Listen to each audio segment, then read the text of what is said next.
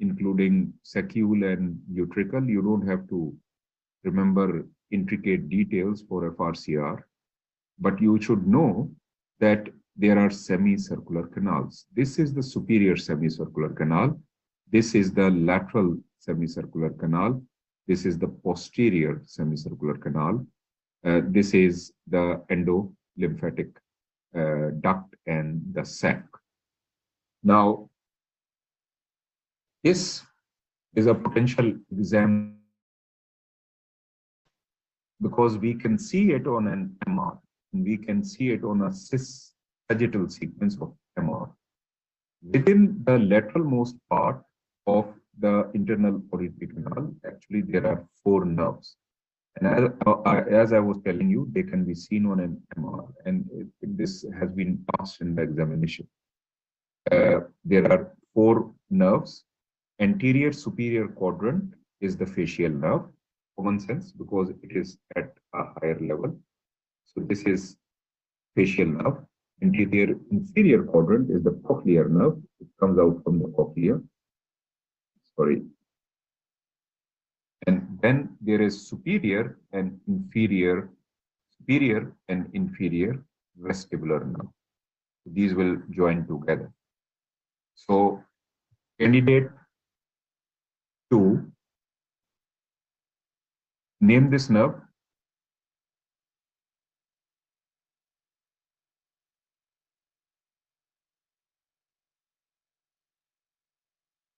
You can't unmute, okay? Let me help you.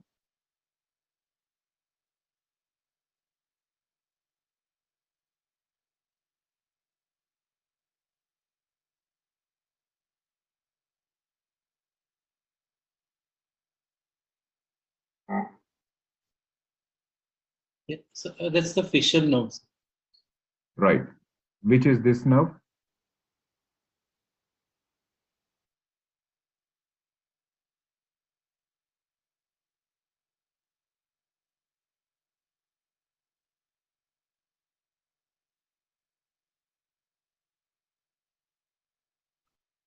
So candidate, okay, what we can do is,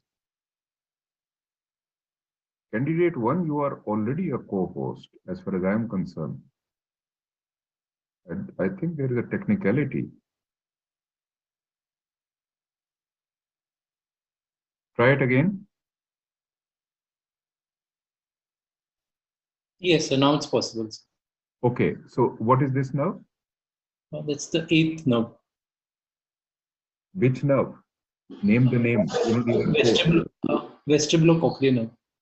No, my question is, you see this is the lateralmost portion and you are seeing 4 nerves. Which one is this?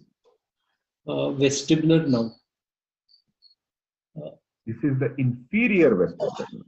That is the answer. If you see here, this is the superior vestibular nerve. This is the inferior vestibular nerve. The formula here is 7 up, which is the 7th, and coke down. So this is the cochlear. Superior vestibular, inferior vestibular. So these 4 will be seen on a cis sagittal sequence, and this has been shown in the exam just like this. This is a coronal, sagittal oblique type of a sequence.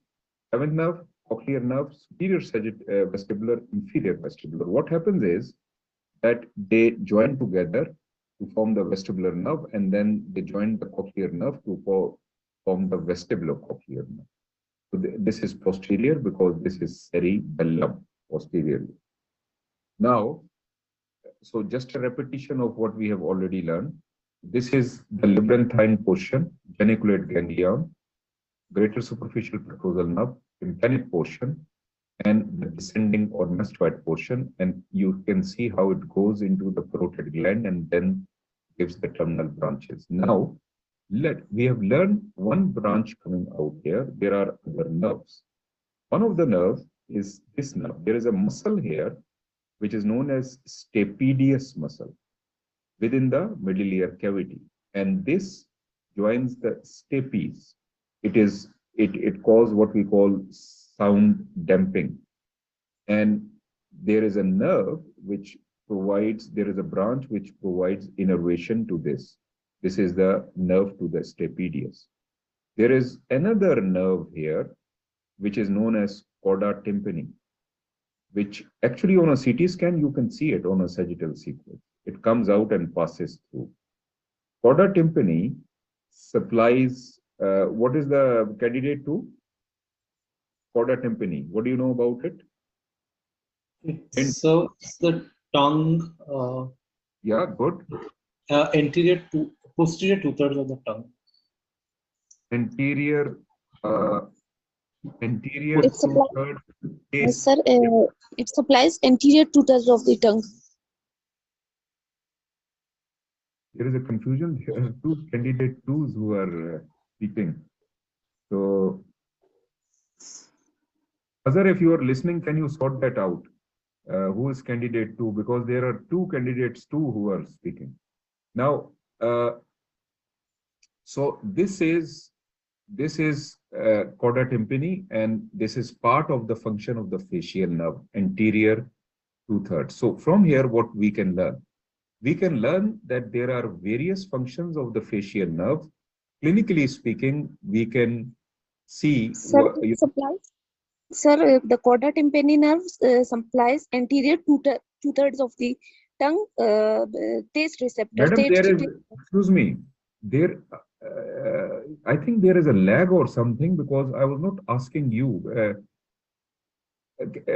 Can you mute yourself? Because right now we are in another, I'm asking the question to another candidate, and I believe there is a confusion. Two people have sort of registered as candidate twos on the system.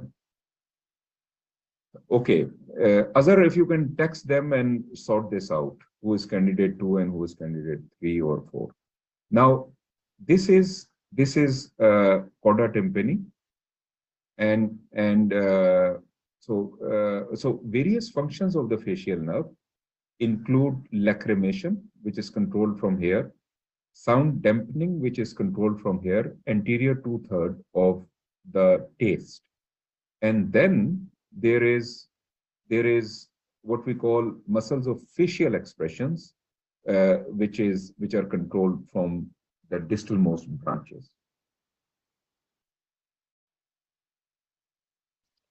Okay, now we go from here. One of the main parts of anatomy where we are going to learn on this one. If you see here, candidate 2, can you hear me? Yes, sir. Okay. So here, part of the exercise is that we are going to develop our concept about the facial nerve.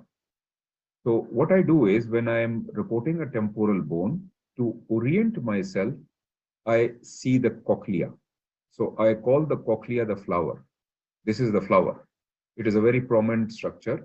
And of course, cochlea will be at the level of the cochlear nerve. So here will be the internal auditory canal. Now, as I'm going superior to the level of the cochlea, so once again I go inferior. The exercise which we are doing right now is to trace the facial nerve. This is the cochlea.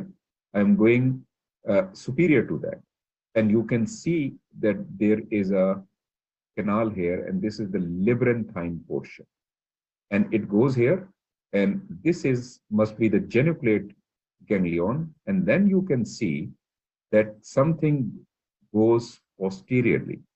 This is the tympanic portion. It is going posteriorly. Just concentrate on this, where my mouse is. This is now we are going posteriorly, and it is now going to descend down. So it is descending down, and I am going inferiorly where the arrow is, and ultimately it goes into the stylomastoid foramen and then goes into the parotid. You can imagine that the parotid gland must be sitting here. So this is,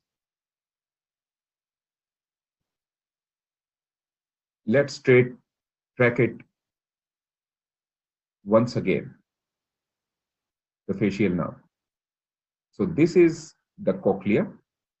We go superior to the level of the cochlea, and we can see that nerve is coming from the internal auditory canal, going anteriorly, and then the tympanic portion goes posteriorly, and then it becomes a ring because we are seeing it end on. It is descending down, and ultimately it goes out. Let's see a few landmarks surrounding it, but we will not overwhelm ourselves. Cochlea, of course, is a landmark. We go superiorly. Now, here is the lateral semicircular canal. And on this side is the medullary cavity, the head of the malleus, and the incus. This is what we call epitympanum. And you can see this hourglass appearance. This is known as editus ad antrum. This is the epitympanum. This is known as editus ad antrum.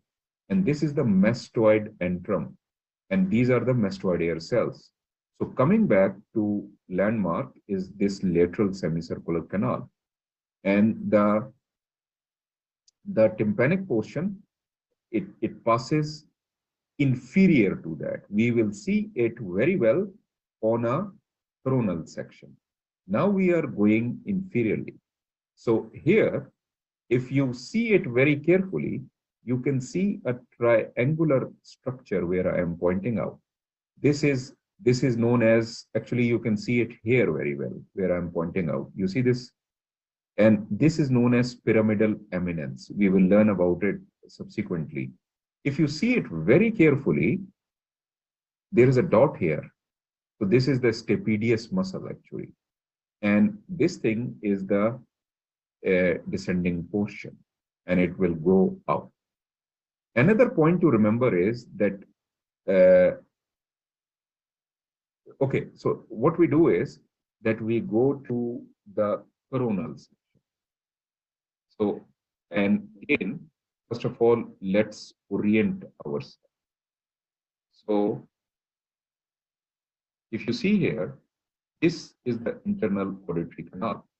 Now, this is a good point to, it's a very, very powerful landmark here, that this is the lateral semicircular canal, this is the superior semicircular canal, this is the internal auditory canal. Now, I am going posteriorly, and you can see that this is the cochlea. So here are two dots, and these are the dots which I showed you initially. So let's trace it backwards. This is the internal auditory canal, and you can see something entering here. So this is the dot which is superior to the cochlea. This is the labyrinthine portion of the facial nerve. And now it goes anteriorly, and here it becomes one. You see, these are two dots. I go anteriorly and it becomes one. Why? Because this is the geniculate ganglion. And from the geniculate ganglion, I am going backwards once again, and you can see the two dots. This is the tympanic portion of the facial nerve. It will pass below the lateral semicircular canal. And here it is. And you can see that this is lateral semicircular canal, and this is the facial nerve. This section is a very important, this cut for your exam, because if you see, this is the lateral semicircular canal, and there is bone here, and this is air here. In cholesteatomas, what can happen? A cholesteatoma will be sitting here. It will erode this portion, and then there we will call it fistulization of the lateral semicircular canal. And fistulization of lateral semicircular canal can cause a lot of symptoms, and they show it in the exam. You have to learn how to diagnose it on an axial and also on a coronal. Now, this is the tympanic portion, and we will see we are going posteriorly, and we are expecting it to dip down vertically. And you, on a coronal, you will see it very well. You see this thing? It goes vertically down like this. And you can imagine that this is the stylomastoid foramen, and here will be the parotid gland. Now, if you see the relationships, here is the epitympanum, this is the scutum, This is the external auditory canal. So now let's go for a sagittal. Sagittal will show you the descending portion very well. So otherwise, there is not much value to the sagittal. So these are the mastoid hair cells, and you can see here you are. We call it the hockey stick appearance. This is the descending portion. This is the stylomastoid foramen. Many a times you can actually, if you see carefully, you see this thing. This is the chorda tympani. It is slightly off center. So here you are. You see this thing? This is the chorda tympani. Then it will pass through the middle ear cavity and supply the what we call ultimately anterior 2/3 of the tongue. We will come back to this. So right now, our aim was just to develop our eyes on the facial nerve. So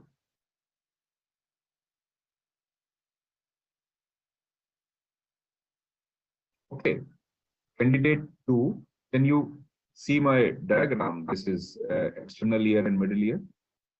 Yes.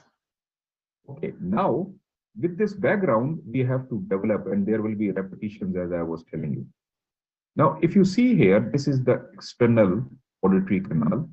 It has got a cartilaginous component and it has got a tympanic, a bony component. This is the tympanic membrane.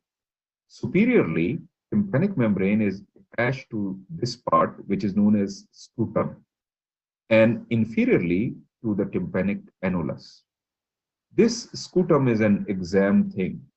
I showed candidate 1 this thing. This part here, where I am pointing out, this air here is known as Prozac space. And there are 2 types of cholesteatomas. One of them is known as sparse placida cholesteatoma, which is the most common site. The cholesteatomas occur at this site, and they cause erosion of this sputum. So that is one of the key things to remember. Now, coming back to this anatomy, this is the tympanic membrane. This is the inner ear, and this is the middle ear. Now we have to concentrate on the middle ear.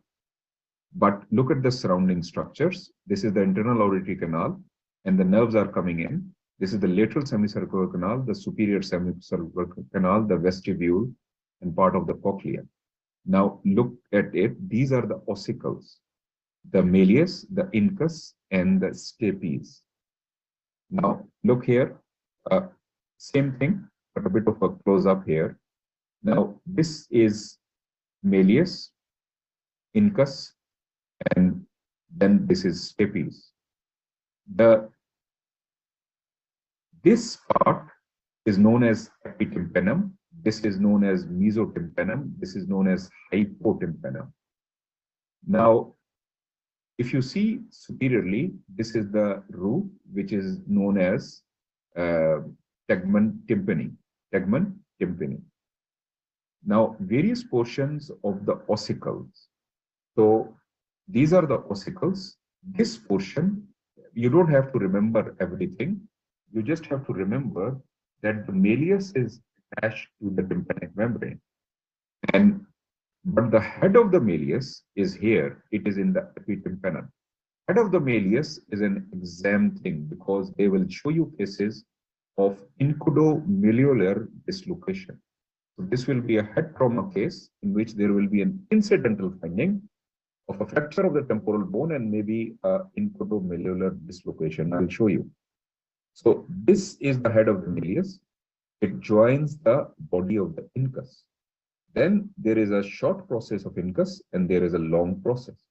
And this long process then joins to the stapes. The stapes has got anterior crus and a posterior crus. This is the foot plate which joins the oval window. Now, if you see here, a repetition, this is the stapes, and the capability of CT scan now is that, stapes is the smallest bone in the human body. Anterior crus is 0.58 millimeter, posterior crus is 0.6 millimeter, and we can actually see it on a CT scan. And we can see actually the joint also. So, with this background, this is a key diagram. Now you have to really concentrate, and part of it is going to be repetition. And this is the main diagram on which you have to concentrate. Now, you are sitting in this. This is the middle ear cavity. On this side is the external ear. On this side is the internal ear. Now, there are various walls.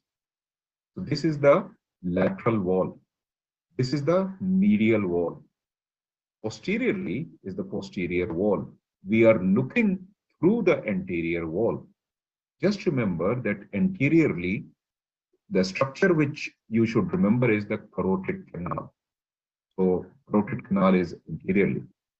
Now inferiorly will be the jugular foramen. Superiorly is the tegmen tympani, and then the brain. You see this thing? So this is tegmen tympani, brain there. Inferiorly, jugular foramen. Lateral, external ear. Medial is the internal ear. Posteriorly, we are going to learn, because posterior will be the mastoid. And anteriorly, remember that the jugular correction, the carotid canal will be there. Now, concentrate on the medial wall. The medial wall is critical.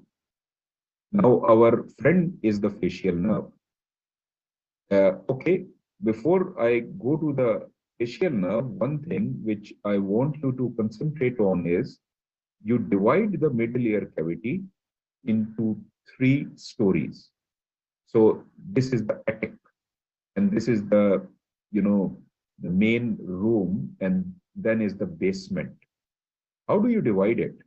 Now, this is the tympanic membrane.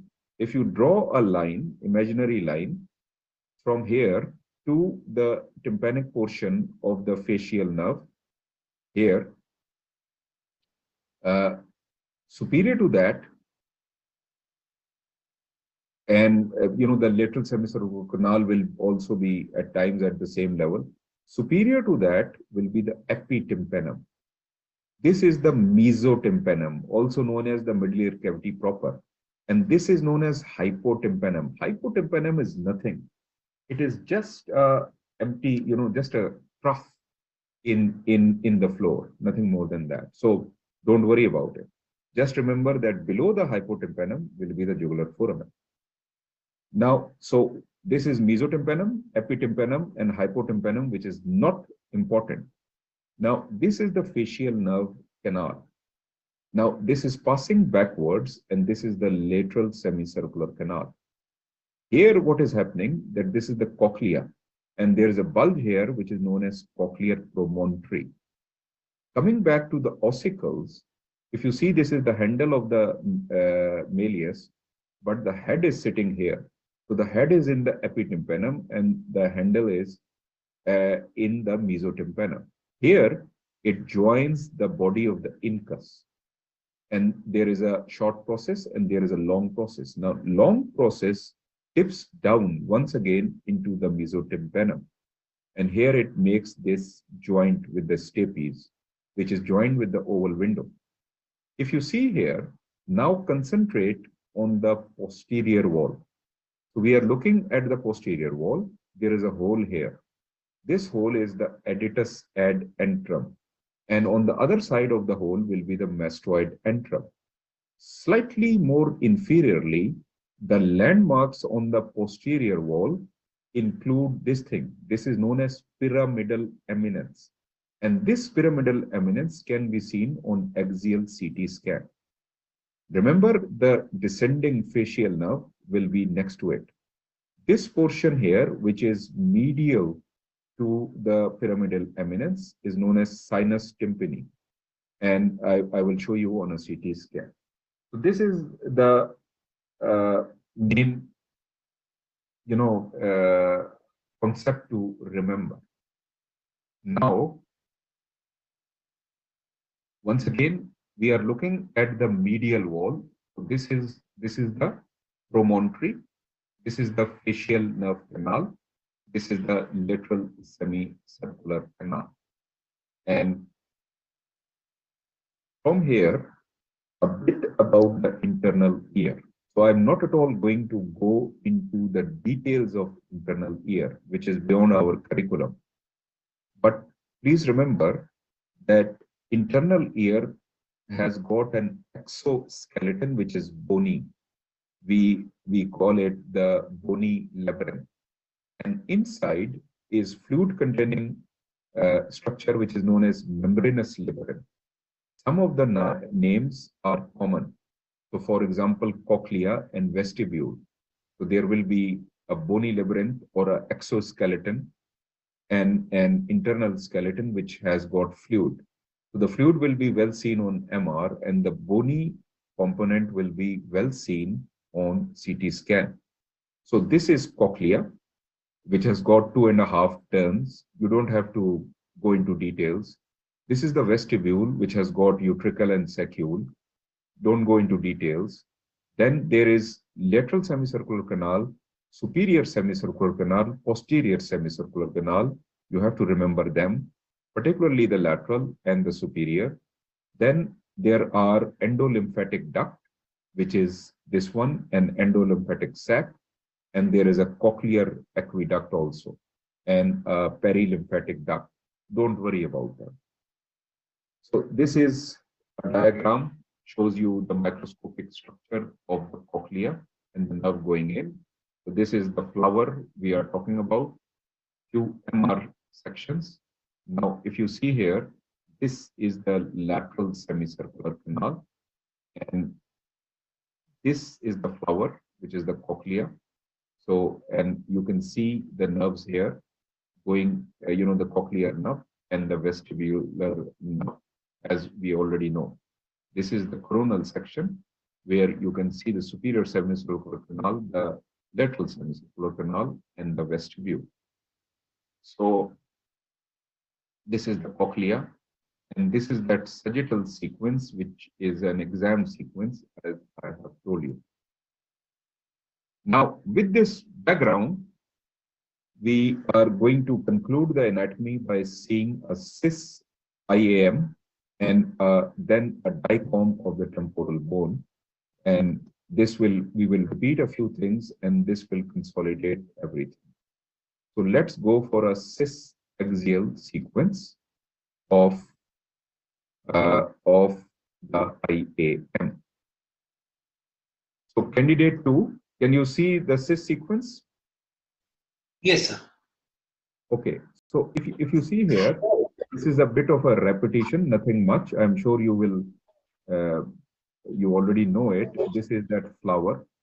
And from the flower, which is the cochlea, you can see this nerve going here.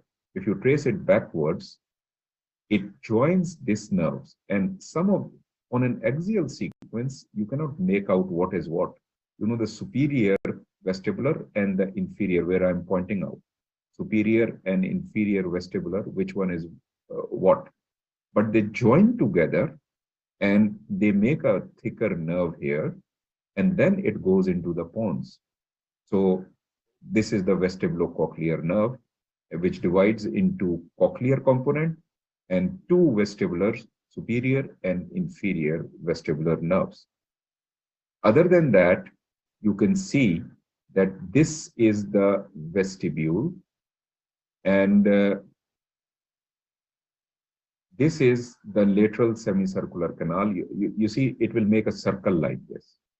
And something which makes a circle superiorly, so this is making a circle superiorly, will be the superior semicircular canal, and this one is posterior semicircular canal. Let's go to our friend, the facial nerve.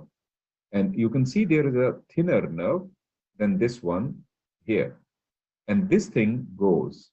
And you can see that the cochlea, this is the cochlea, it is going superior. So the cochlea is no more visible, which makes sense. And then you lose it. And you can see on a CT scan, it is still visible, but on a MR, you don't see it. This is a cis sequence. Now, let's see the fifth nerve and the sixth nerve. So these are the two Meckel's cave. This is pons, and you can see the fifth nerve going in. You can imagine that it is going into the Meckel's cave here. And of course, the V3 will go down into the foramen ovale, and the V2 and V1 will go into the cavernous sinus. Now, if you look very carefully on this, we might be able to see the sixth nerve. Now, sixth nerve has to go anteriorly from the pons. So, if you see here, for example, this thing where I'm pointing out, it goes here. So this is the sixth nerve, which is passing into the sphenoid bone there. Okay, now the final repetition on a DICOM, and then we will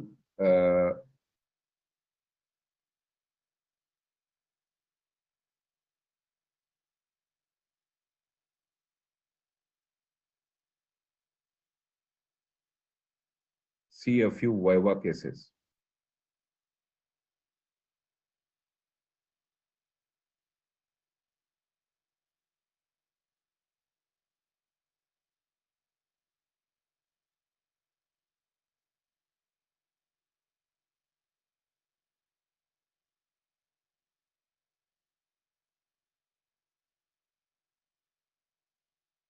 Candidate 2, can you see a DICOM viewer?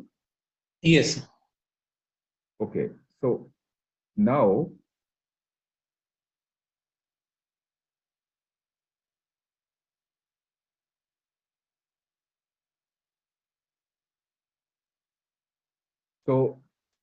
what we are going to do, we will slightly make it larger and just concentrate on left side. So if you see here, when you are seeing the temporal bone, my landmark was cochlea. So this is the cochlea.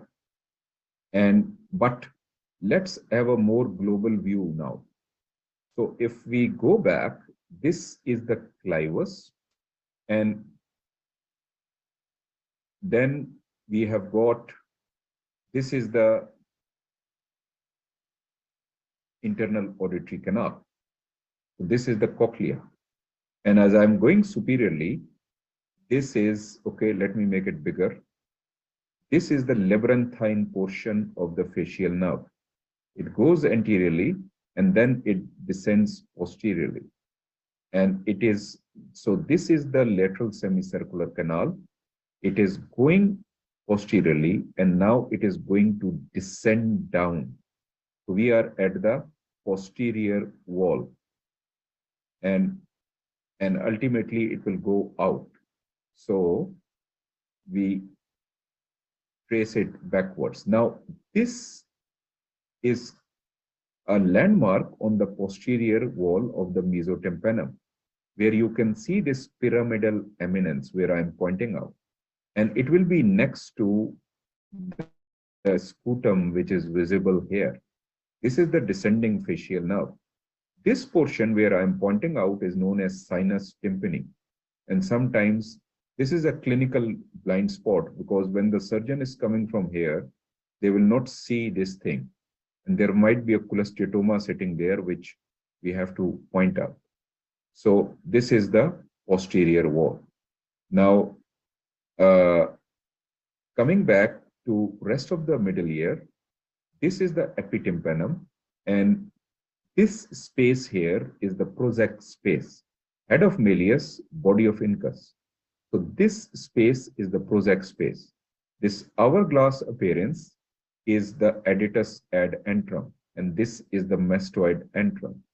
And If we go inferiorly, we go into the mastoid air cells.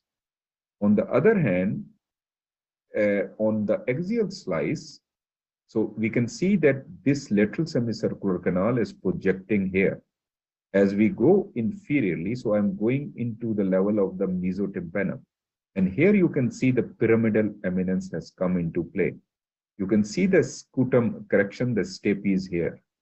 And you can see the tympanic membrane here. You can see the external auditory canal. And as I go further inferiorly, I am going to go into other structures. So I'm going inferiorly. And here, one area of interest is inferiorly. This is the jugular foramen. So let's see it on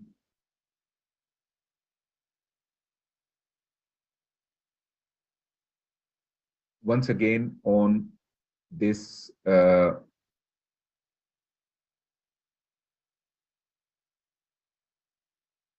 sagittal sequence.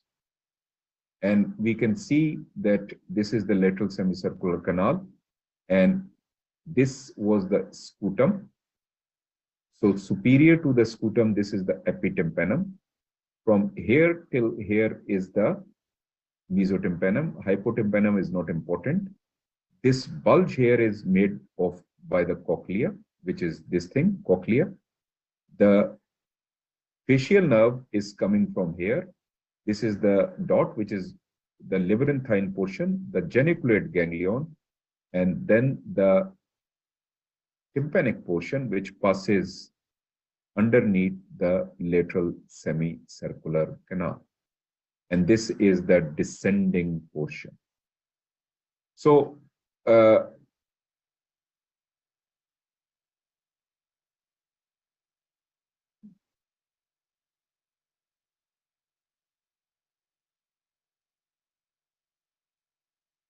now, other surrounding structures, if you see here, this is the carotid canal. So this is the horizontal portion. If we trace it anteriorly, it will go into the cavernous sinus, which is sitting somewhere here. We are going posteriorly. Now, this is it. And then this is the vertical portion. On the other hand, this is the jugular foramen. So this is the anatomy. And now let's start a bit of viva cases.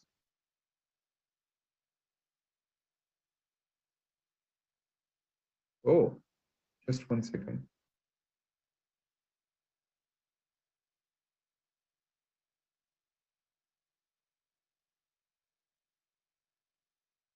Candidate 2, can you see my blue slide? Yes. Okay, now this is open for chat. So this is a final repetition. I think I've got 4 slides here. It's a quiz. And this is for you to, everybody can participate. This is open for chat. And I'm going to ask one by one. So, answer number 1, what is this? Good. Number 2.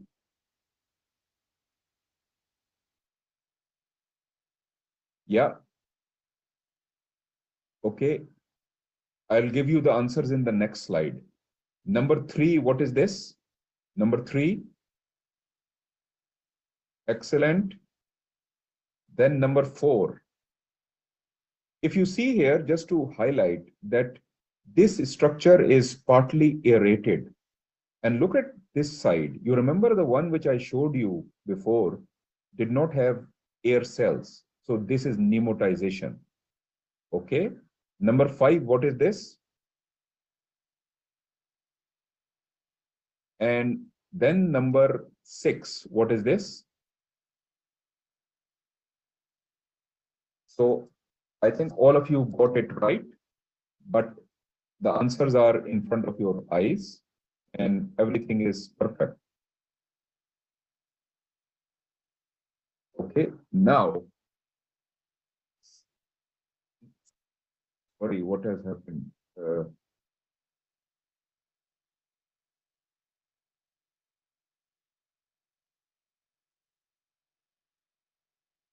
So number one, please.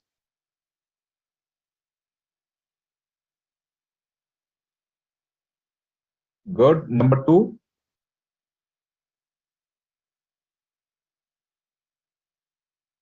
Excellent. Number three.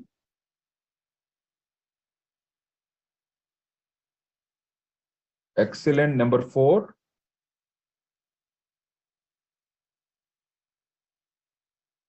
Number five.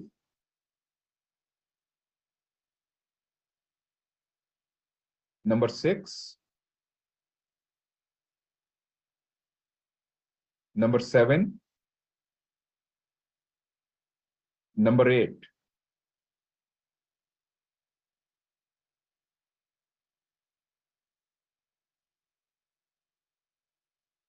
Okay, so there were a few different answers for number eight. And so this, if you see carefully, this is the tympanic membrane. So this is the middle ear cavity. We are just able to see it. Now, now, if you see here, this mandibular condyle should be part of your protocol when you see a CT of the head trauma. And many a times it has come in the exam. They will show you an axial CT, and mandible condyle is not sitting in this fossa. So there will be dislocation. On an axial CT, very easy to miss. So this should be part of your protocol. Okay. Number one, please.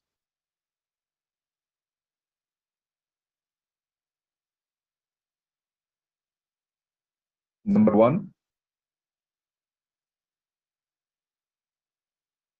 Number two.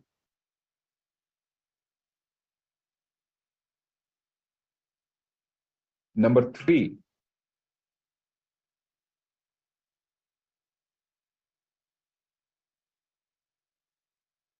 Okay. Number four.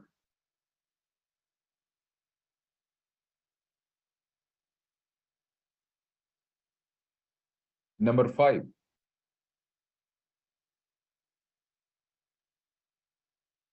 Pyramid. Okay. Let's go through them. I think this is a bit harsh for the simple reason, stapes, for the simple reason that I can understand you don't, it is not projecting very well for you, stapes, and the arrow is slightly off. So it's a bit harsh. So I think I'll disregard that.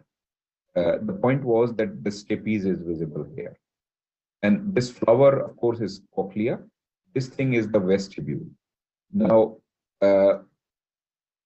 this answer, I think there is a typo here. This mastoid air cell should not be here. This is facial nerve.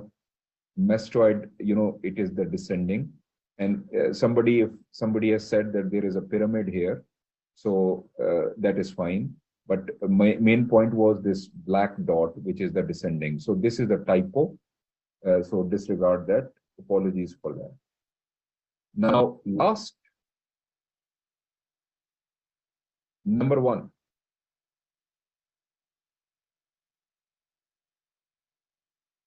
Number two. Number three.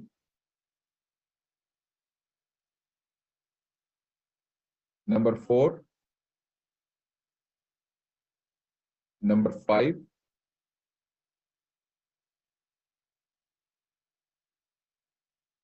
So number five is regarding this bone here. And number six is this black space, the air.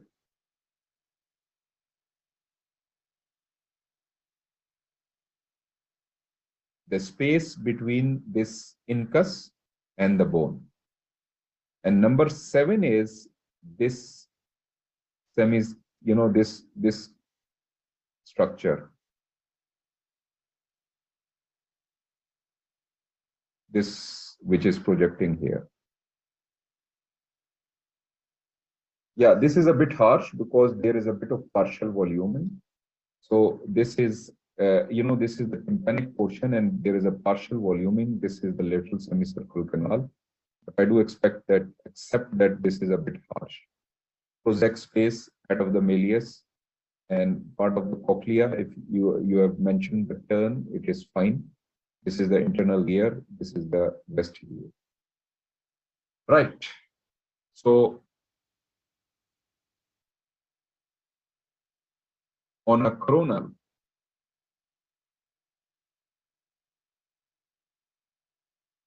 this one. What is number 1 and number 2?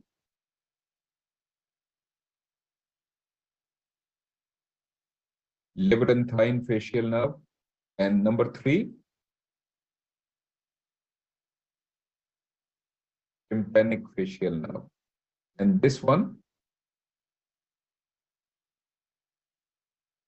is the bone, and this is that space, this black space.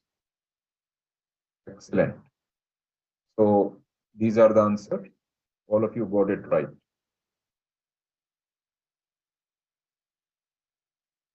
So, sorry, I think I've already shown you the answers. Let's do it in any case. So number 1,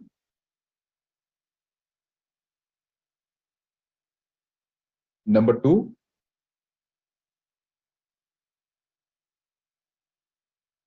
three, 4, 5.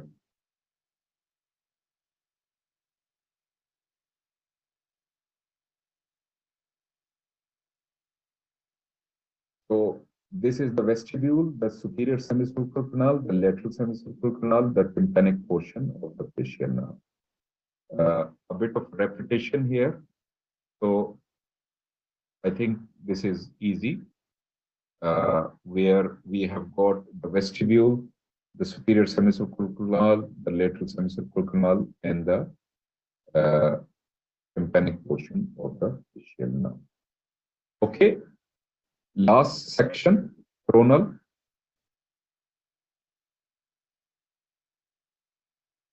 Number 1, number 2, these are harsh because you just see them partially, but you can imagine something going superiorly, you can imagine something going laterally. And then you can see that something is going inferiorly. And then this thing here, number 4.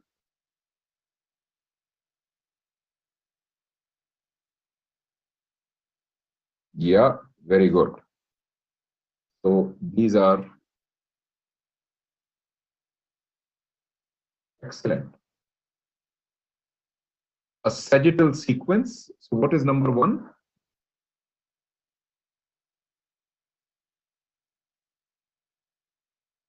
Good. And what is number 4? Number 4, please. Excellent. So that is the stylomastoid foramen and facial nerve. Okay, so this was the case when we started. So this is the scutum which is eroded. There is soft tissue opacification which is involving the epitympanum as well as the mesotympanum. This is the tympanic portion of the facial nerve. This is the labyrinthine. Nothing is happening there. On this slice, we don't see the lateral semicircular canal, but we can commit that the tegment tympani is not eroded. So this ossicle maybe looks slightly attenuated, maybe slightly attenuated. So this was just to develop anatomy. Now we will take 5-minute break, and then we will see few in the last hour. We are going to see viva cases of the temporal bone.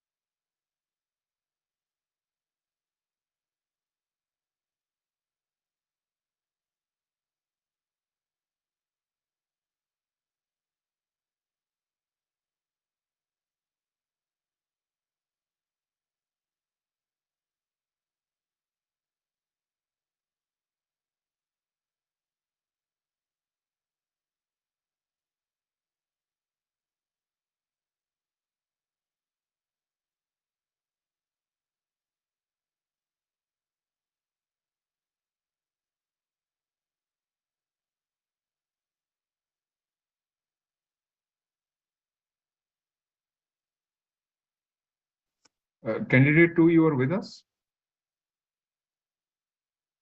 Yes. Okay. So now we are going to see a few viva cases in the last 1 hour. First thing is cholesteatoma. Now, let me tell you a few theoretical points about cholesteatoma before we see the cases. Basically, what is happening in a cholesteatoma that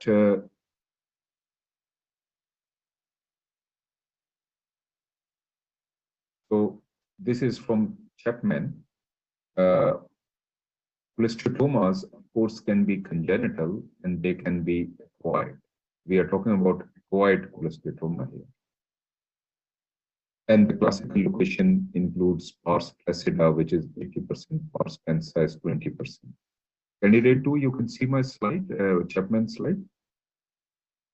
Yes, sir. Okay. Now, you have to remember the pathology, what is happening.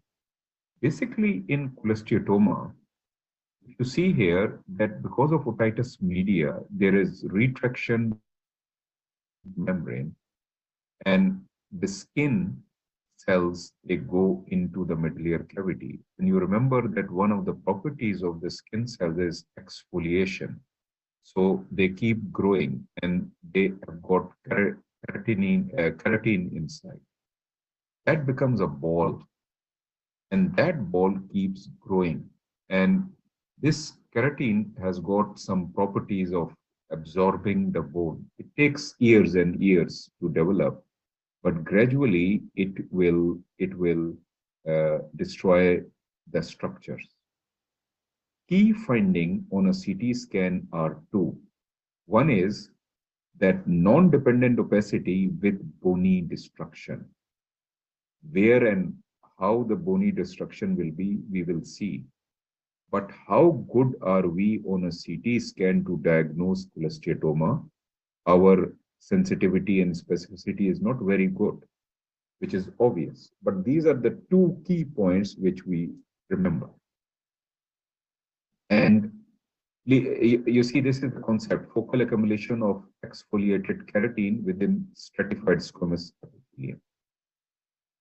CT scan, this will not enhance either on CT scan or on MR. Surrounding granulation tissue can enhance. Key point to remember is that cholesteatoma can cause on MR, it will show restricted diffusion. This is key point to remember. Actually, you remember in CNS, we have done epidermoids. Now, histologically speaking, epidermoid is the same thing as cholesteatoma. The only thing is that when it is within the intracranial cavity, we call it an epidermoid, which is when it is in the scalarial, we call it an epidermoid. But in the temporal bone, we call it a cholesteatoma. We have made life, uneasy for ourselves, difficult for ourselves. But remember that it will show restricted diffusion. So with that background, if you see this picture here, what is happening? This is a classical cholesteatoma, which is at the Prozac space. This is pars cholesteatoma. So if you are an ENT specialist and you are doing horoscopy here, you will actually see it. An pearly white type of appearance.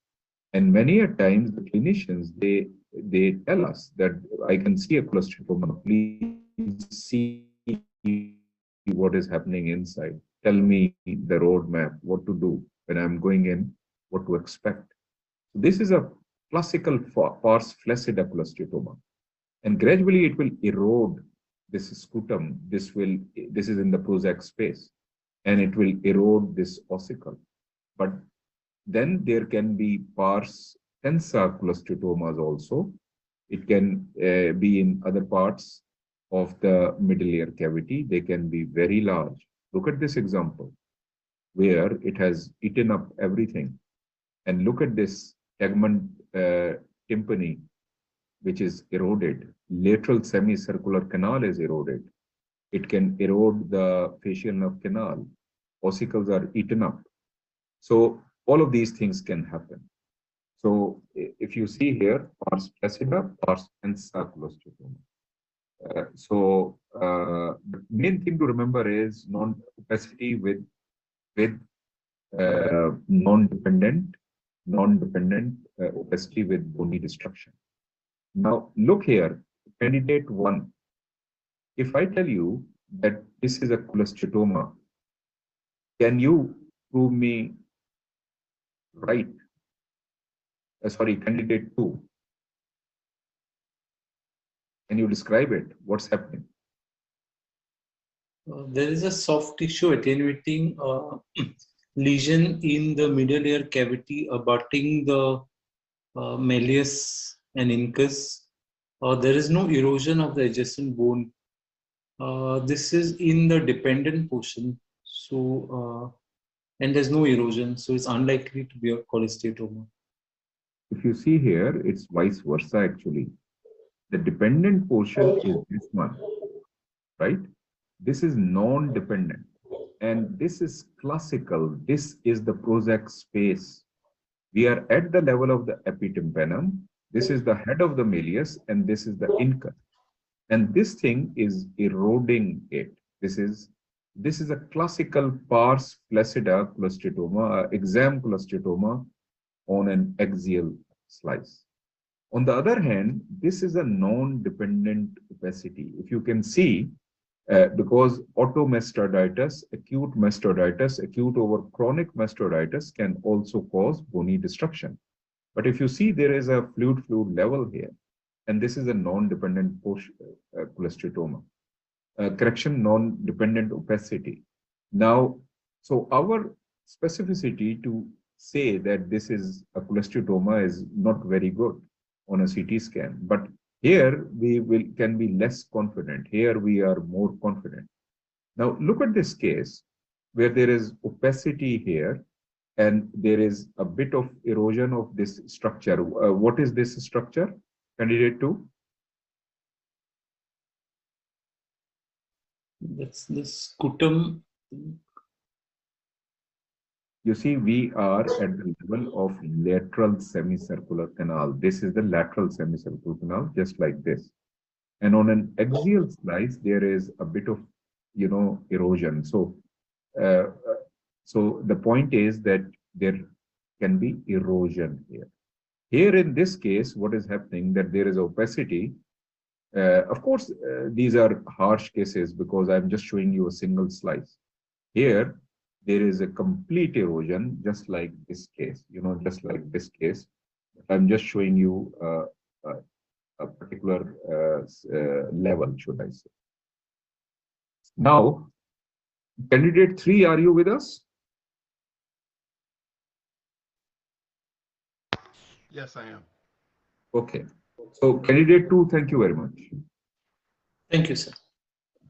Okay. Now, these are the features of cholesteatoma which you have to remember. So, which kind of, one is middle ear specification, then erosions. So what to look for? There can be scutum erosion, as I have told you, ossicular erosion, ossicular displacement can be there. Sometimes there can be expansion of additus ad antrum, but a favorite of the examiner will be lateral semicircular canal fistula. And you have to really develop your eyes on this. This is an exam scenario because these patients will then present with a lot of balance abnormalities. Please remember that cochlea is involved with, sound as in deafness, etc. And the vestibule and the semicircular canals are involved with balance. So if there is fistulization, the patient will become very symptomatic. And then you have to see, so these should be your pertinent negatives or positives in your, when you are describing it. Tegment tympani, is it eroded? Facial nerve canal, is it dehiscent, etc. So these should be your pertinent negatives. Just describe it for me. This is a case of cholesteatoma, but can you just describe it?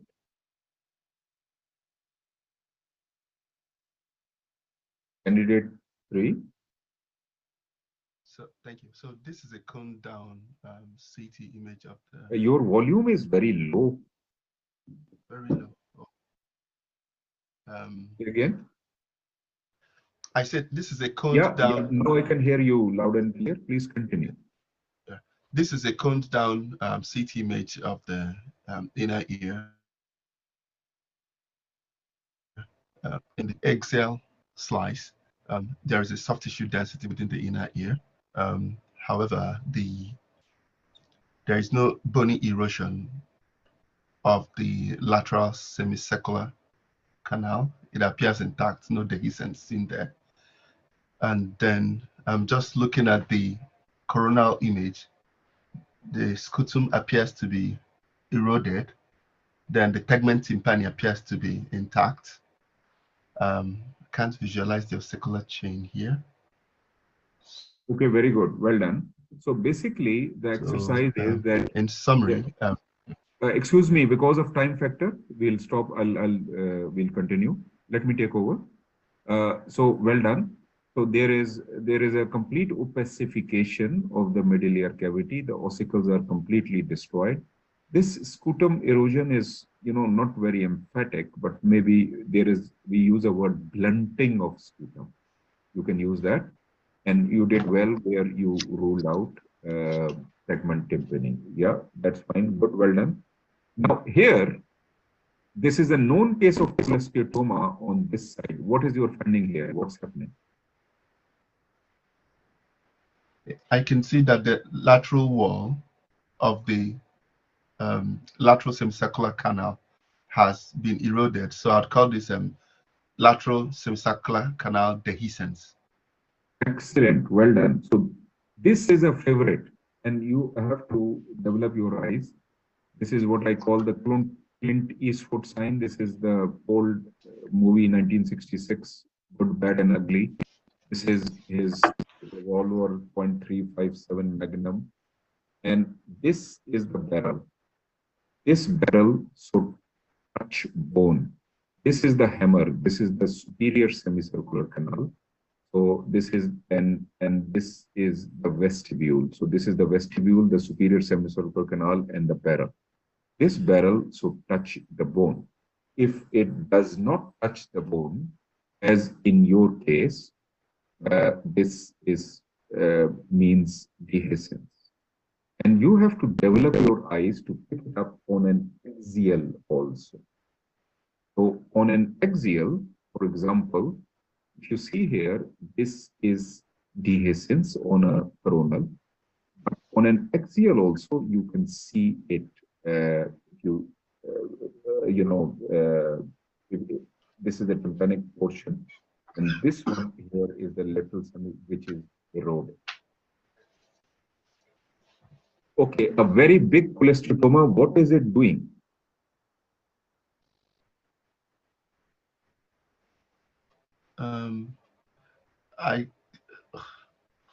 So these are cone down CT images of the inner ear. I think there is an increased density of the bone, sclerosis of the middle ear bone, and the ossicular chain appears to have been disrupted.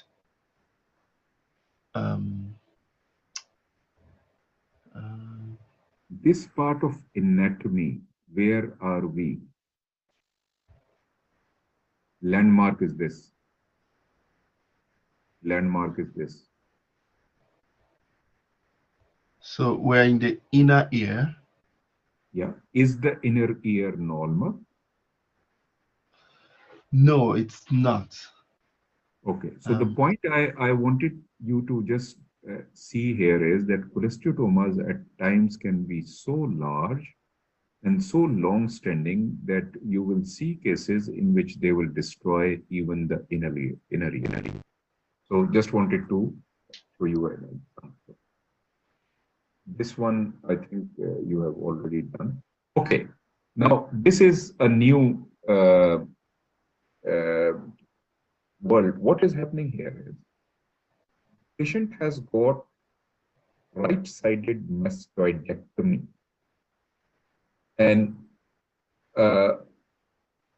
Is there a recurrent cholesteatoma? That is the question. And we have done various sequences. I will tell you why they were done. This is a T2 weighted sequence. This is a T1 post-contrast, which has been delayed post-contrast, is 45-minute delay. And this is a DWI. So candidate 3, what is your conclusion? So my conclusion is that there is a soft tissue mass, it is bright on T2 and doesn't show significant enhancement on post-contrast, but is showing some restrictions. So with the conclusion, it's going to be a cholesteatoma because it restricts. Yeah, so let me now tell you something basic about the role of MR in cholesteatoma. So initially, people used to just do CT scans for cholesteatoma. Then people realized that there is a role of MR. And the initial role in which they started was in recurrent cholesteatomas.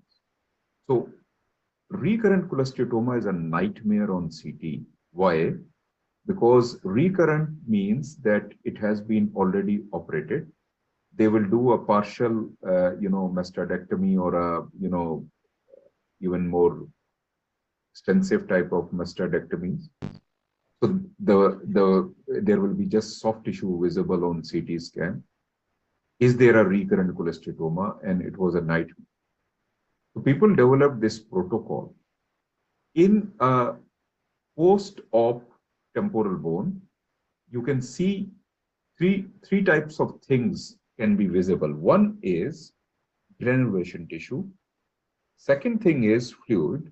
And the third thing is recurrent cholesteatoma. Now, cholesteatoma will be high signal on T2 weighted sequence, and it will show restricted diffusion. So you did very well where you picked it up. If it was only fluid, it will be high signal on T2, and it will not show restricted diffusion. So granulation tissue can be high signal on T2, but it can show delayed enhancement. Now, because it is sort of granulation means fibrosis.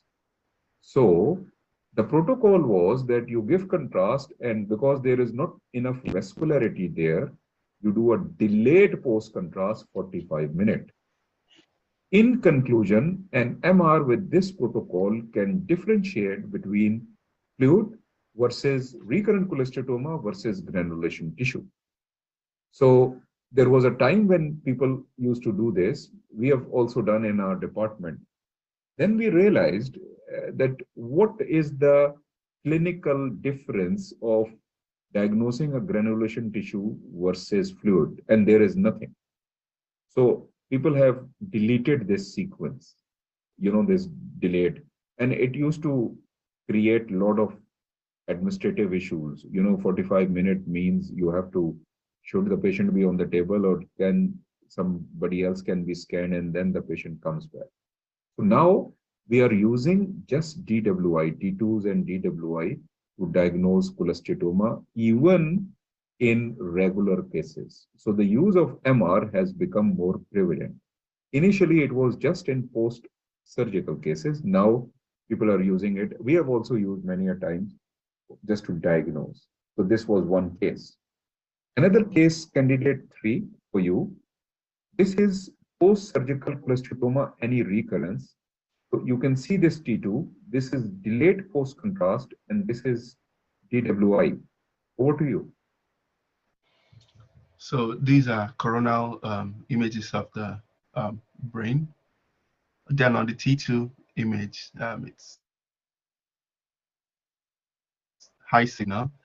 Post-contrast, can't appreciate much enhancement. Then on the DWI, I can't see any high signal there. So impression here is that this is not a recurrence. It's likely going to be a granulation tissue. Okay, if you say that there is a subtle enhancement, then your diagnosis will be that this is granulation tissue. On the other hand, if you say that there is no enhancement, then this will be just fluid, and not.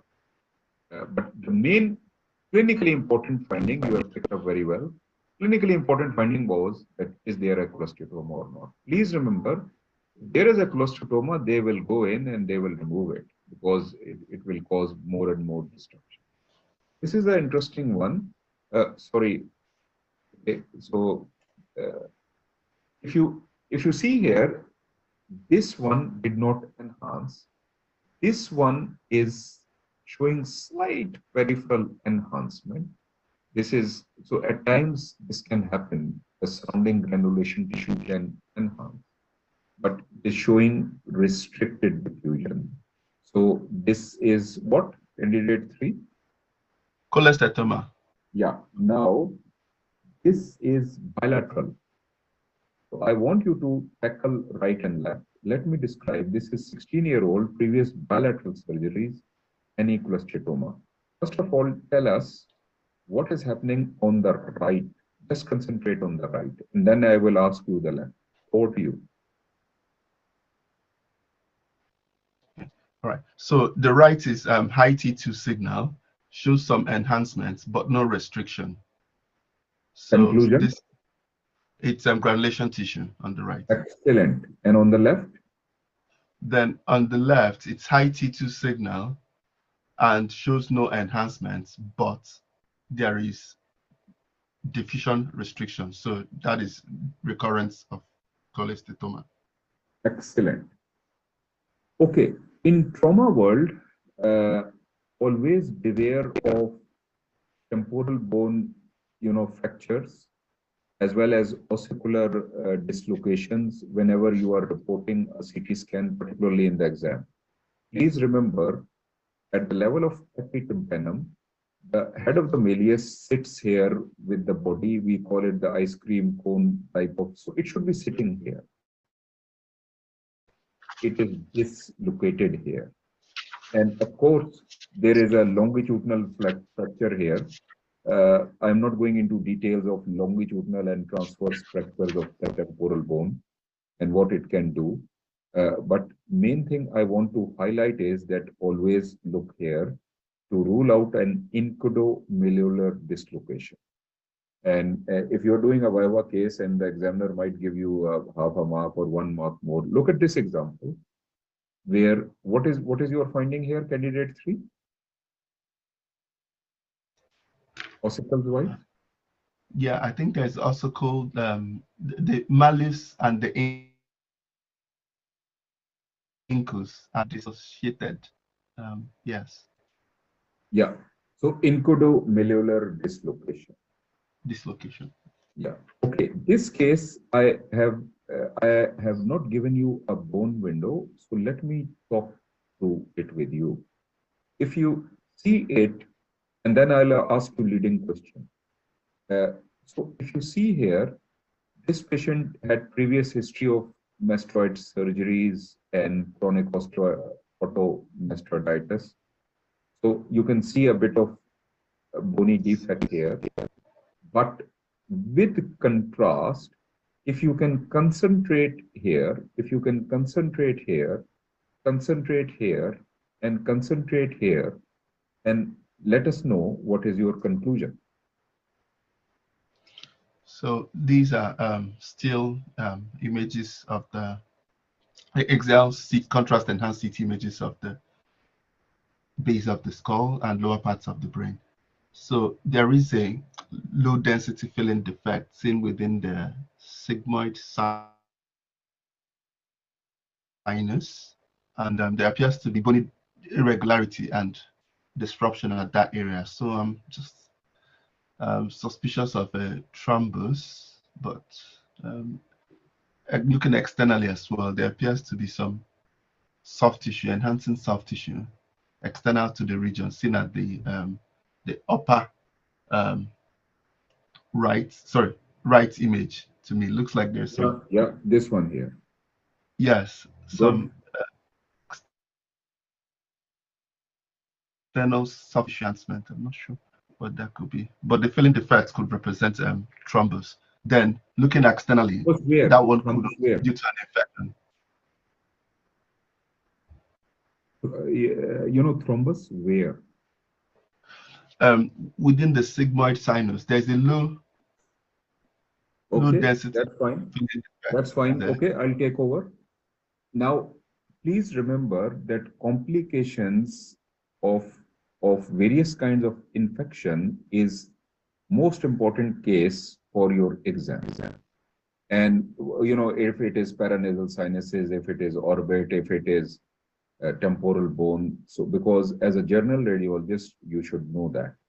Now, in this example, what is happening? That there is lot of, so of course, the windowing is poor, so that is why. But having said that, you can see that there is a soft tissue abscess here. You can see this filling defect here. So there is transverse sinus thrombosis. This is jugular vein, and this is, if you see, this is jugular vein, and this is jugular vein, and this is extension of the same thrombus, which is extending into the jugular vein, which in the carotid sheath. So this is just an example of complication. Now, this, on the other hand, is a classical exam case. Now, because of time factor, I'm going to talk through a few findings, and then I will ask you, candidate 3. Now, if you see here, this was clinically extremely, you know, the patient had a lot of ear pain, fever, and headache. Now, this is what is happening. We can see opacification of the mastoid cells. We can see the opacification of the middle ear. And if just concentrate on this one and concentrate on this one, and what is the main finding? Over to you, and what is your conclusion? So axial CT images in bone window and cone down images of the ear, bone window in coronal sections. So there's increased sclerosis of the bone of the Don't worry about sclerosis. That is just because of the windowing. Don't worry about it. right. So there appears to be a locule of gas within the temporal within the temporal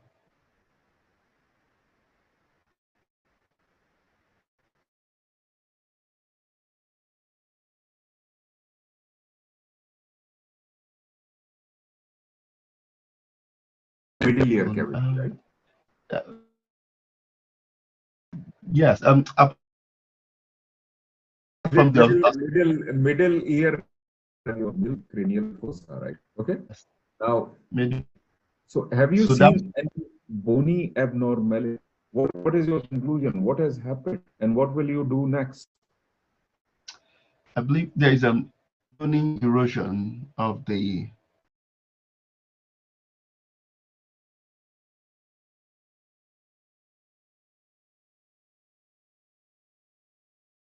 You picked up the locule of gas very well.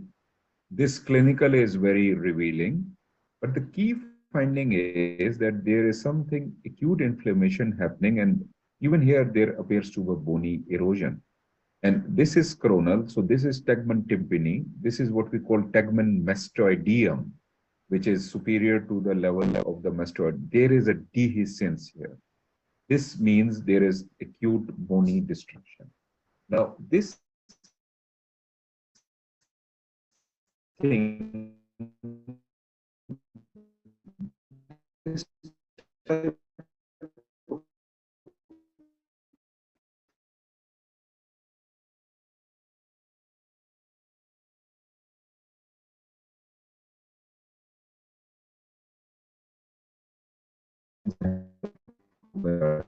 so thrombosis. You did well when you asked for an MR, and here you are. So what is happening on this MR? If you can concentrate here,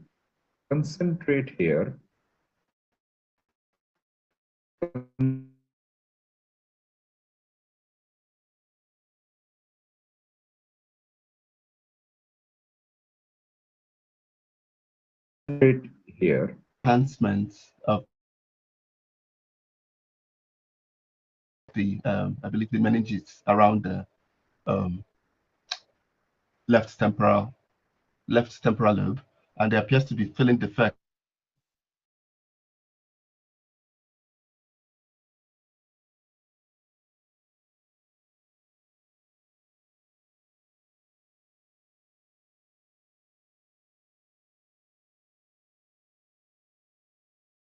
for dural enhancement. When there is dural enhancement, you know that the infection has gone into the dura, and then subsequently it will go more into the parenchyma. There is a term which we use, cerebritis, which is a non-specific term. If you see here, there is edema here, but high signal. But as you were trying to pick up, there is no abscess formation. So this, once you see this, you just call it cerebritis. And you can see the main finding is that there is dural enhancement. There is some high signal, but there is no abscess formation. The gas locule is there. The gas locule has got a bit of, again, dural, meningeal enhancement is there. And then there is sinus thrombosis. This is another classical case which can come in the exam. Now, this case, I am going to go through it myself, and I might ask you some leading question. This is just to give you the concepts of perineural spread of tumor.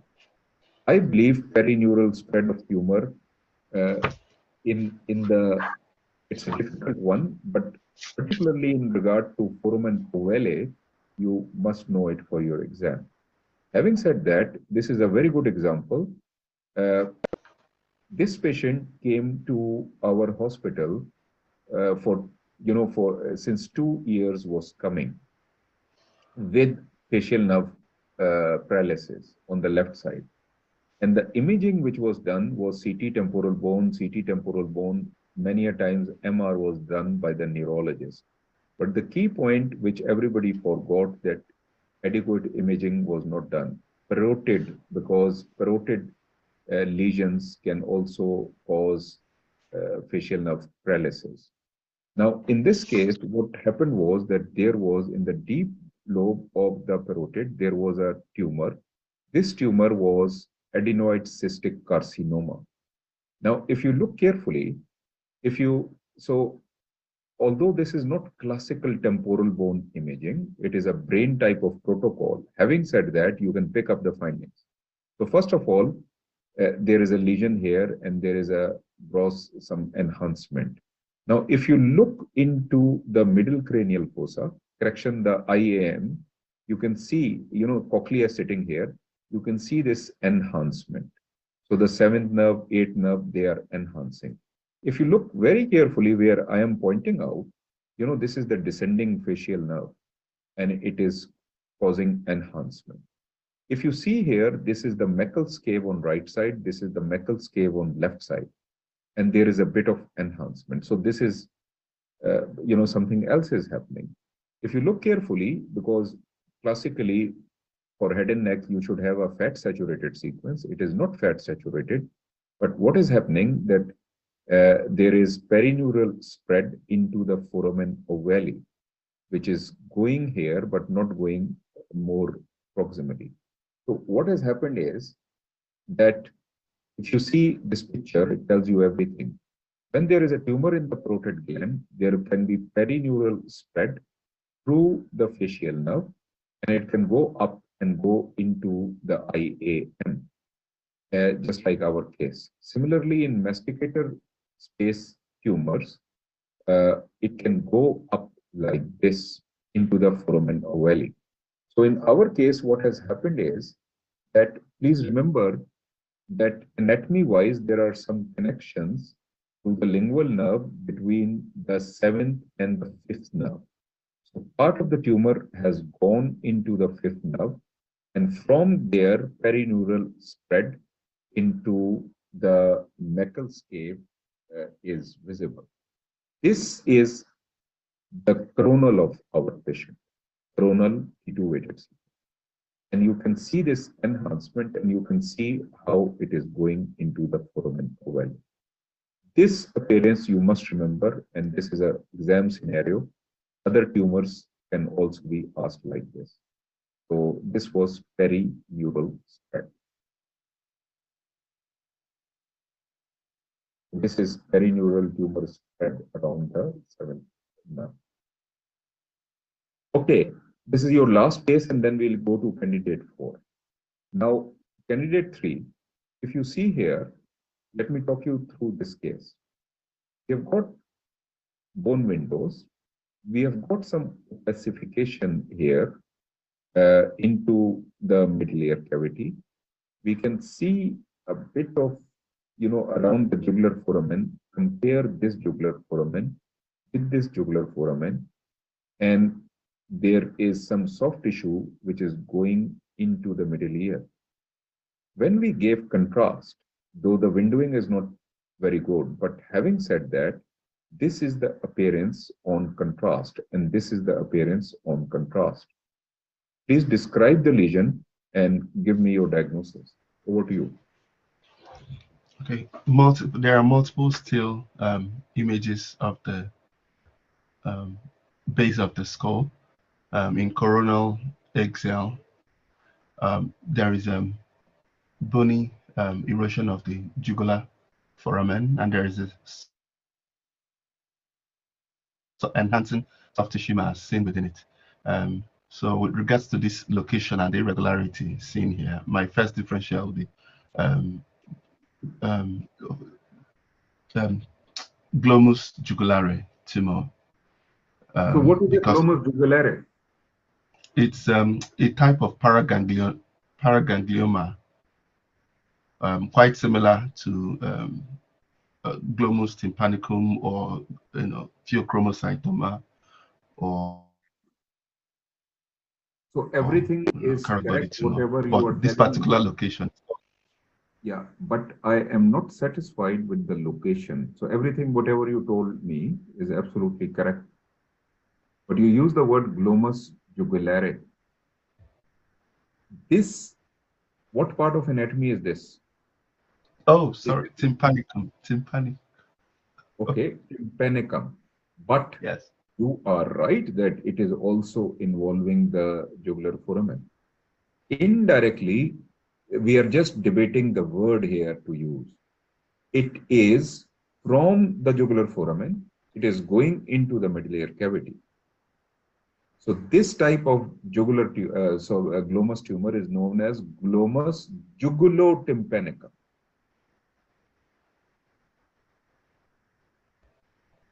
Are you with me? yes. Okay, so good. Let me tell you the concept. Now, glomus tumor is a very, very important case in the exam.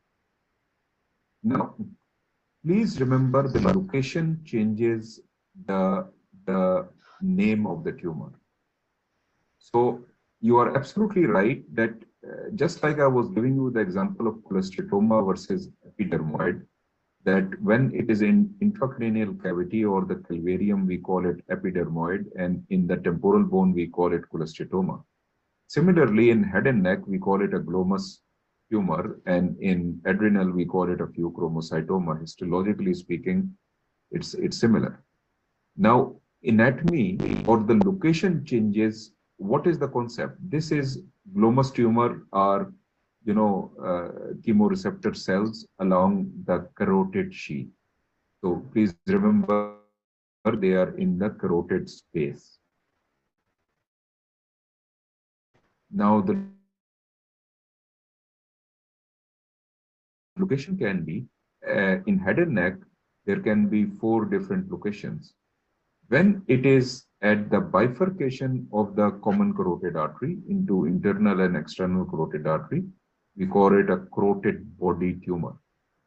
When it is at the jugular foramen, we call it a glomus jugulare. When it is in between the bifurcation and the jugular foramen, we call it glomus vagale. So please remember, because in the carotid space, vagus nerve is also there. When it is just in the tympanic cavity, as in the middle ear cavity, we call it glomus tympanicum. But when there is a large tumor, which goes from the jugular foramen and penetrates and goes into, because this is just superior to that, you remember the anatomy, we will call it glomus jugulotympanicum. So this is a glomus tympanicum, this is jugulotympanicum, and this is only tympanicum. Scenario is that on a CT scan, this is another differential diagnosis, jugular foramen lesion, glomus jugulare, and it is middle ear cavity, and this one is again glomus jugulare. So the key point to remember is 2 points. On a CT scan, look for permeative bony destruction. So look carefully on this case. This is another example. Look at the margin of this lesion and look at the surrounding bone. And this is a classical example of permeative bony destruction. Permeative bony destruction. When you give contrast, it enhances like anything. This permeative bony destruction on a CT scan makes it, because of permeative bony destruction, you can sort of discriminate it with a schwannoma, because there can be schwannomas of the 9th, 10th, of 11th nerve passing through the jugular foramen, and they can also enhance, but they will cause expansion of the bone. They will not cause permeative bony destruction. On a CT scan, that is the key to differentiate it with a schwannoma. On an MR, there is another sign, and we call it salt and pepper sign. Usually, it is seen in a glomus tumor, which is more than 2 centimeters in size. Basic concept is that glomus tumor is extremely vascular. So on a non-enhanced T1 weighted sequence, please remember, non-enhanced T1 weighted sequence, you can see a salt and pepper sign. What is salt and pepper sign? You might see some micro hemorrhages, which are high signal on T1, and you can see filling defects because these are very vascular arteries which have got high flow, or vessel, should I say, which have got high velocity flow, which appear as low signal. Salt and pepper sign on an MR, on a non-enhanced T1. Same thing you can see in carotid sheath, as I have told you. And on a CT scan, you can see this bony destruction. Okay, thank you, candidate 3. Is candidate 4 with us? Hi. Yeah. Okay. So this one is a mass in the same location. This is an MR scan. This is fat saturated T1 weighted sequence. You can see something here, something here, something here, something here. Can you describe it? What is your differential? So we've got axial sequences through the lower part of the cranium. And so T1 post-contrast, post-SCAD images, selected sequences. And I can see that within the left posterior fossa, there is an enhancing lesion. And I'm just going to interrogate the other images.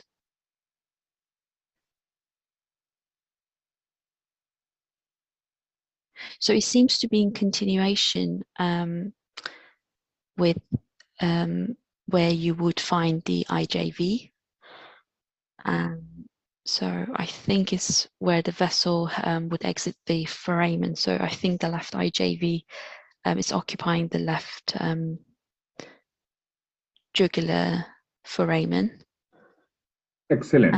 We are in the same differential diagnosis. So this is a tumor which is sitting in the jugular foramen. What is going to be your differential for this? So a neural tissue lesion such as a schwannoma. or a paraganglioma, but I don't see that salt and pepper classic flow void appearances to it. So I would probably say, because it's expansile and not destructive or osteolytic, I would say schwannoma would be my top differential. Okay, excellent. Please remember, I've not given you all sequences, but you have tackled it very well, and it was a schwannoma. The key thing is, look at this picture, and you will remember it. Jugular foramen schwannoma. Just like a schwannoma anywhere, it will cause expansion of the bone. It will not cause permeative destruction. So remodeling of bone. Remember that in ribs and spine, etc., you will see the remodeling because of schwannoma. And this is an example from StatDX. Look at this, how it has caused expansion. On the other hand, you remember this picture of permeative bony destruction. So this is how you differentiate between the two. And these are the top two differential or jugular foramen mass. There is I will show you this kind of meningiomas in subsequent sessions, but just to let you know, sometimes what happens is that meningiomas, they penetrate the bone, and it can cause hyperostosis. And when that will happen, it will cause sclerosis of the bone. So in the differential diagnosis in your book, you see here, skull-based lesion not specific to jugular. For example, meningioma is there. So just to make a point that this is an example from StatDX. You can see this dural enhancement with this expansion here. And these kinds of cases will cause a lot of sclerosis. Classically, the examiners will show you a plain film where there will be sclerosis. And then, when you take it to cross-sectional imaging, it will be a meningioma. Take-home point. Take-home point is that there are types of meningiomas which penetrate into the bone, and then they can cause hyperostosis. And I'll show you these cases subsequently. But it can happen in the jugular foramen also. Okay, this is a tongue. The clinical presentation is abnormal tongue. Over to you, candidate 4. So we've got selected sequences, T1 stare and T1 post-contrast sequences through the floor of the mouth. And we can see that there's area of increased signal intensity within the left side of the tongue muscles, and on stare imaging it demonstrates high signal intensity, and on the post-contrast study there's no particular enhancement that I can appreciate, though it does look symmetrical, and given that it's high T1 signal on that side of the tongue, it makes me concerned that there is a hypoglossal nerve lesion on the affected side, which would give you muscle atrophy of the tongue and denervation. Excellent. Excellent. Well done. So, the bar in FRCR exam is going up and up. And I remember maybe about 10, 12 years ago, somebody who was my student, he got this kind of a case in the exam. So this is a case of tongue atrophy. And there is a concept of what we call denervation. So what will start is, I'll talk you through the case once I give you a bit of theory behind it. What happens is that the 12th nerve, it supplies the intrinsic muscle as well as the extrinsic muscle of the tongue. Now, if a patient presents to you with atrophy of the tongue, the first thing is that you will tell the examiner that I want to scan the whole neck till the base of the skull. Anatomy, remember the anatomy, that hypoglossal canal is sitting next to the carotid space. So there might be a lesion at the base of the skull, and which can cause motor denervation. And in this particular case, there was again a glomus jugulare, which was causing it. Because the hypoglossal, as soon as the 12th nerve comes out of the hypoglossal canal, It is in the carotid space. So, of course, this was an infiltrative lesion which has caused its denervation. Now, this is the concept. So, what will happen that you can divide the denervation or the effects of denervation into acute, subacute, and chronic stages. The definition of acute is less than 1 month. Subacute is 12 months to 20, up to should I say less than 12 to 20 months. And this chronic is more than 20 months. In chronic, what will happen that there will be fatty atrophy, and which will be high signal on T1. There will be no enhancement on or no edema. But in acute, what will happen that there will be, acute enhancement, acute edema. Subacute will be somewhere in between. So our case is somewhere in between. If you look carefully, there is high signal on this T1, means fatty infiltration. And then on stir, there is a bit of edema and maybe a bit of enhancement. So it was subacute. On the other hand, look here, these are two different cases. This is a CT scan, and even on CT scan, you can see atrophy. And this one is from a stir sequence, you can see a lot of edema. This is another case which presented with, the clinical, when they saw the tongue, this was their clinical. They said that meningioma of the tongue ? And what we found is that there was high signal on T1 weighted sequence.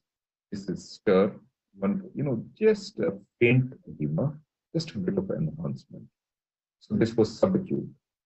In this particular case, there was nothing no lesion was identified. So this can be a potential exam scenario. The examiner can show you this kind of case, and you will ask for rest of the imaging.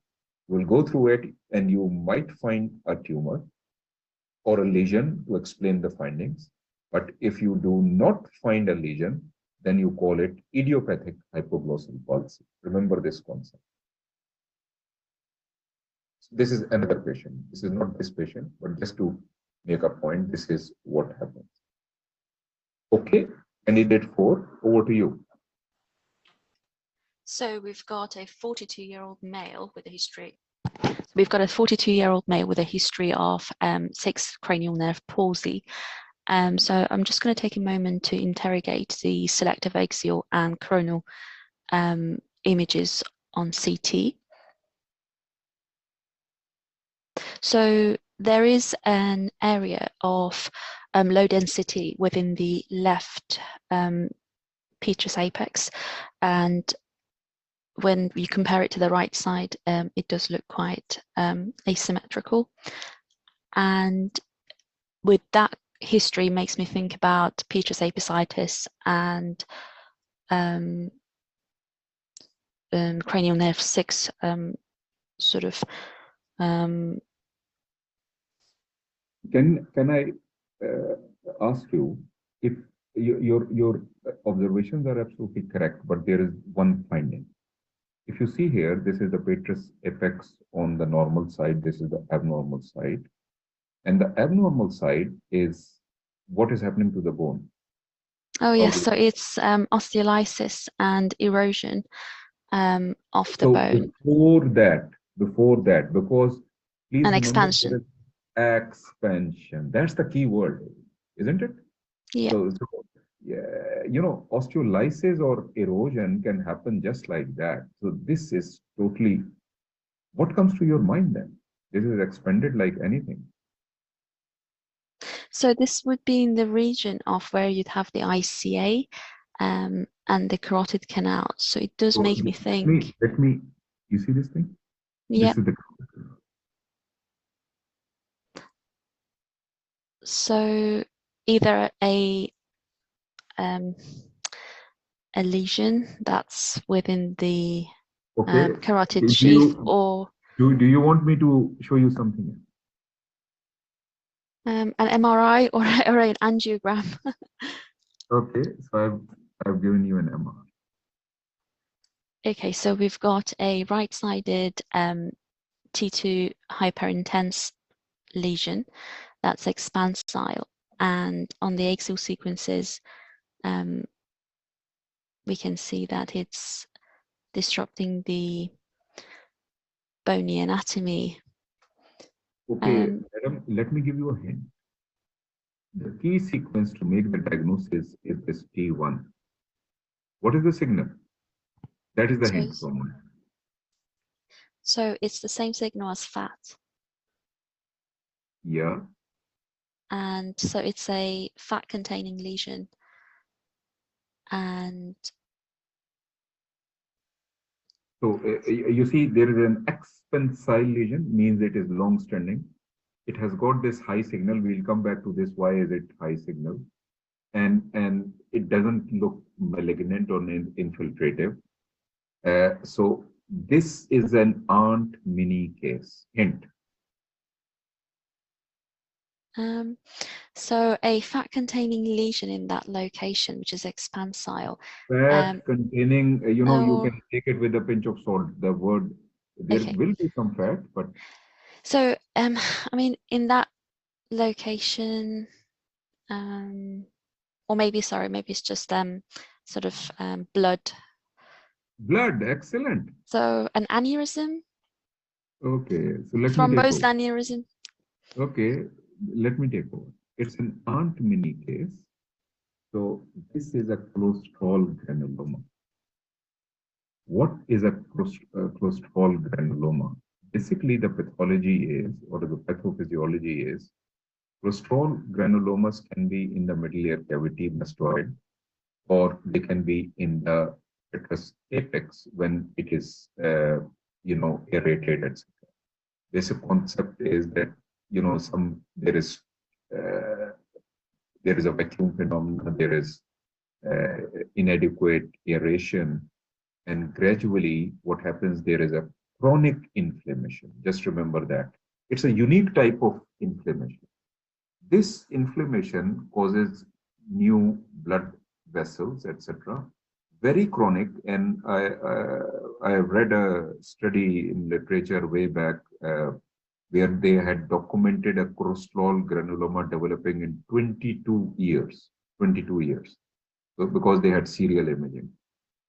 Now, what happens is that it keeps bleeding within the lesion, and so part of the high signal is hemorrhage.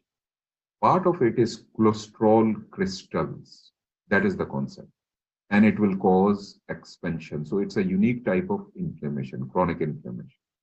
The radiology is Aunt Minnie radiology, and it will cause expansion. Now, what will happen that on a T1 weighted sequence, it will show you high signal, partly because of methemoglobin and maybe because of cholesterol.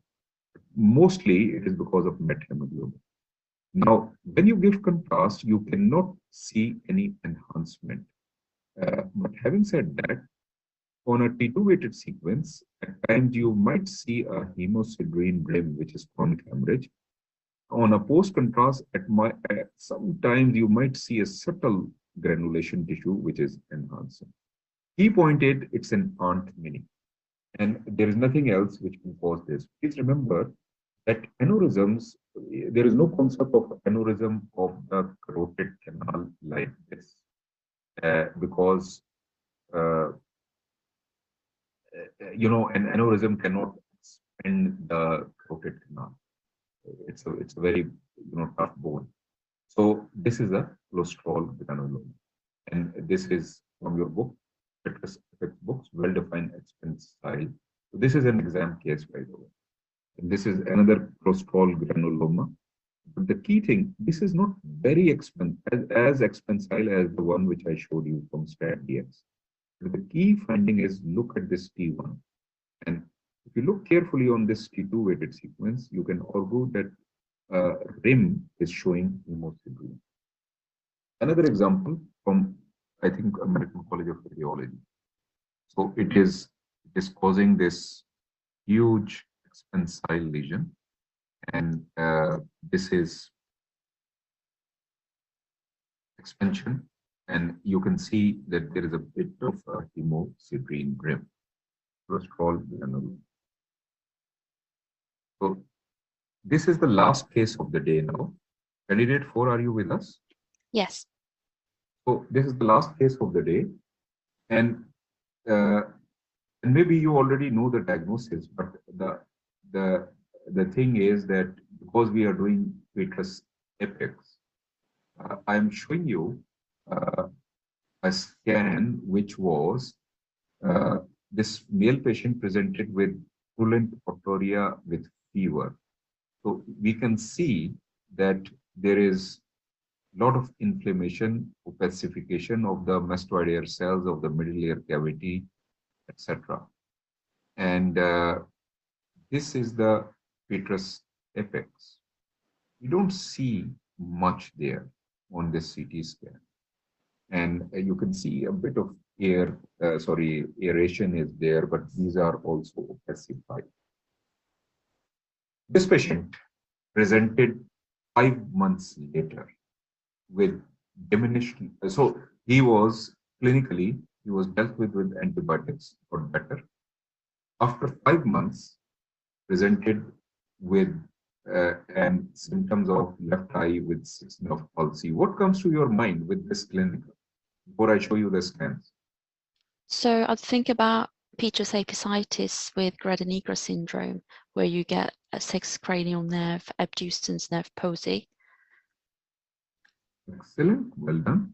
What are your comments on this flare sequence? So I know that the abducens nerve supplies the lateral rectus muscle. So if we did can you have, describe yes. your findings? Can you describe it on the So, flare? so on the flare images on the left side, we've got a high signal lesion within the region of the left temporal bone. And I'm just looking for, so there's also some increased signal within the anterior portions of the temporal bone on the top left image. Yeah. So which portion is this? Yeah, so it would be the petrous portion. Yeah, and this is the clivus, and so this is unusual because we had done a brain type of protocol, so there was a flare. But the point I'm making is that even on a flare, because it is a fat saturated flare, you can see something happening there. Unusual to see that. You can compare it from here. Now this is post contrast. What's happening? So in the left side, we've got high T2 signal on the, high T1 post-contrast signal and enhancement at the left side where we saw the lesion within the left cranial, anterior cranial fossa, anterior middle cranial fossa. Anatomy, madam, where are we? What is this? What is this? What is this? So we're looking at the left region of the left cavernous sinus with the ICA. Excellent. Excellent. So if you go back to this T2, even here, though it's not completely, but there was a slightly different signal here, right? Yes, so I would please. think about cavernous sinus thrombosis and pus or thrombus within as a complication within the cavernous sinus, as a complication of the inflammation within the petrous apex. Excellent. So if you see here, then we can see on this, cavernous sinus thrombosis here. And I will show you cases, I think maybe next session, where please remember that there can be secondary thrombosis of the ICA. And that is known to happen, and that can occur. What happens is that when there is cavernous sinus thrombosis, it's common sense because there is infection there. That infection will penetrate the wall of the carotid artery, and then the patient will present with stroke, complete occlusion of the carotid. So look for that also. So that should be your pertinent negative, that I can see the normal signal void of the internal carotid, but I can see this enhancement. There is cavernous sinus thrombosis. Now, some of the other PET was done, and I believe there was some doubts on the, and just to make a point, nobody is going to show you a PET for this. but it was showing, this thing was on fire on the PET scan. So you dealt with very well, where this is the anatomy, and where you can see this is the canal, Dorelow's canal, sixth nerve. So sixth nerve can be involved, seventh nerve, and you remember the anatomy because not seventh nerve, sixth nerve, and the other nerves which go into the cavernous sinus, they can be involved. So the definitions can be variable. If you see here from your book, uterus appendicitis, and this is the syndrome, retroorbital pain, nephrorectal palsy, plus otitis media, plus minus cranial neuropathy, which now is 5 to 8. 5 to 8 can be involved, because the infection, as this is the IAM, this is not far away, so this can also be involved. So this was uterus. Okay, thank you very much.